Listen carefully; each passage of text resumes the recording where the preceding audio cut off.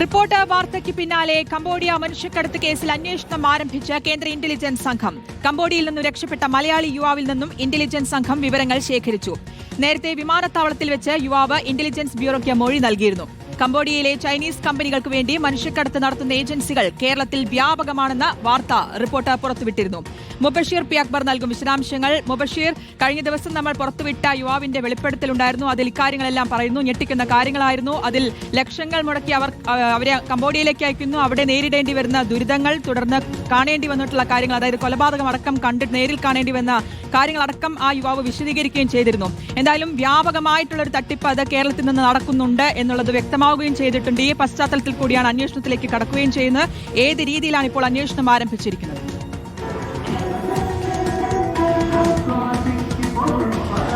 കഴിഞ്ഞ ദിവസമായിരുന്നു ഒരു മലയാളി യുവാവ്, 24 വയസ്സ് മാത്രം പ്രായമുള്ള മലയാളി യുവാവിനെ വിസ തട്ടിപ്പ് നടത്തിക്കൊണ്ട് കംബോഡിയ പോലെയുള്ള രാജ്യത്തേക്ക് ഇൻഷുറൻസ് കമ്പനിയിൽ ജോലി നൽകാമെന്ന് പറഞ്ഞുകൊണ്ടായിരുന്നു മലയാളി ഏജന്റായിട്ടുള്ള തിരുവനന്തപുരം സ്വദേശിയായിട്ടുള്ള അയ്യൂബ് എന്ന് പറയുന്ന വ്യക്തി ഇവിടെ നിന്നും കൊണ്ടുപോയിരുന്നത്.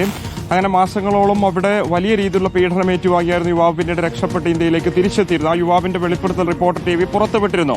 കേരളത്തിൽ വ്യാപകമായി ഈ കംബോഡിയയിലെ സൈബർ തട്ടിപ്പ് നടത്തുന്ന ചൈനീസ് കമ്പനികളിലേക്ക് റിക്രൂട്ട്മെന്റ് നടത്തുന്ന മലയാളി ഏജൻസികൾ വ്യാപകമാണെന്നുള്ളതായിരുന്നു യുവാവിന്റെ പ്രധാനപ്പെട്ട വെളിപ്പെടുത്തൽ. അവിടെ നിന്ന് രക്ഷപ്പെടാൻ ശ്രമിച്ച ഘട്ടത്തിൽ ഇലക്ട്രിക് ഷോക്ക് നൽകി, അതോടൊപ്പം തന്നെ വലിയ രീതിയിലുള്ള ശാരീരിക പീഡനങ്ങളും നൽകിയെന്നുള്ളതും യുവാവ് പറഞ്ഞിരുന്നു. എന്തായാലും യുവാവ് ആ ഒരു ഘട്ടത്തിൽ വിമാനത്താവളത്തിൽ എത്തിച്ചേർന്ന സമയത്ത് തന്നെ ഇന്റലിജൻസ് ബ്യൂറോയിലെ ഉദ്യോഗസ്ഥർക്ക് മൊഴി നൽകിയിരുന്നു. കഴിഞ്ഞ ദിവസം റിപ്പോർട്ടർ വാർത്ത കൂടി വന്ന പശ്ചാത്തലത്തിലാണ് ഈ ഏജൻസികളെ കേന്ദ്രീകരിച്ചുകൊണ്ട് വിശദമായ അന്വേഷണം കേന്ദ്ര ഇന്റലിജൻസ് സംഘം ആരംഭിച്ചതായിട്ടുള്ളൊരു വിവരം ഇപ്പോൾ പുറത്തുവരുന്നത്. നേരത്തെ പലതരത്തിലുള്ള മനുഷ്യക്കടത്തുമായി ബന്ധപ്പെട്ട സംഭവങ്ങളിൽ അറസ്റ്റ് ഉണ്ടായിരുന്നെങ്കിലും അതിലൊന്നും തന്നെ ഒരു അറുതി വരാത്തൊരു പശ്ചാത്തലത്തിൽ കൂടിയാണ് ഇപ്പം കൂടുതൽ അന്വേഷണത്തിലേക്ക് IB കടന്നിരിക്കുന്നത്. കേരളത്തിലെ വിവിധയിടങ്ങൾ കേന്ദ്രീകരിച്ചുകൊണ്ട് ഇത്തരത്തിലുള്ള ഏജന്റുമാർ പ്രവർത്തിക്കുന്നുണ്ട് എന്നുള്ളതാണ് IB മനസ്സിലാക്കുന്നത്. ഈ കംബോഡിയയിലെ ചില ചൈനീസ് കമ്പനികളാണ് വ്യാപകമായി ഇന്ത്യ കേന്ദ്രീകരിച്ചുകൊണ്ട് സൈബർ തട്ടിപ്പ് നടത്തുന്ന കമ്പനികൾ അവിടെ നടത്തിയിരുന്നത്. അതായത് സ്ത്രീകളുടെ പേരിൽ വ്യാജ അക്കൗണ്ട് ഉണ്ടാക്കി പണം തട്ടിപ്പ് നടത്തുന്ന സ്ഥാപനങ്ങളിലേക്കാണ് വ്യാപകമായിട്ട് കേരളത്തിൽ നിന്നുൾപ്പെടെ റിക്രൂട്ട് ചെയ്യപ്പെട്ടിരുന്നത്. നിരവധി മലയാളികൾ, 100-ലധികം മലയാളികൾ ഇപ്പോഴും അവിടെ കുടുങ്ങിക്കിടക്കുന്നതായിട്ടുള്ള വെളിപ്പെടുത്തലുകൾ ഉൾപ്പെടെ പുറത്തു വന്നിരുന്നു. അപ്പോൾ സ്വാഭാവികമായിട്ടും പല രീതിയിൽ പല പേരുകളിൽ പ്രവർത്തിക്കുന്ന ഈ ഏജൻസികളെ കേന്ദ്രീകരിച്ച് തന്നെയാണ് IB അന്വേഷണം ആരംഭിച്ചിരിക്കുന്നത്.